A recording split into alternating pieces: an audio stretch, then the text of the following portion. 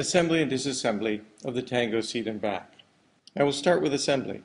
It's best to use two people and carry the seat deck over to the snapper, putting the pins into the snapper as you see here.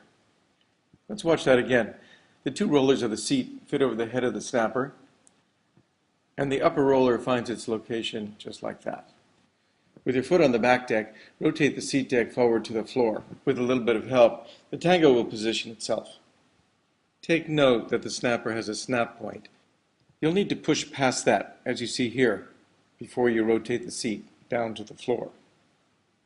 Now, looking at the disassembly of the seat, put your foot up on the back deck and rotate the seat deck all the way back towards you.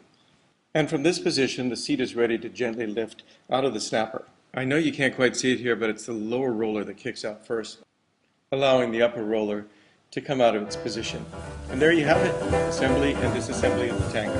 Assembly instructions and operating instructions are included with the Tango in the box, or you can download them from our website at nightdayfurniture.com.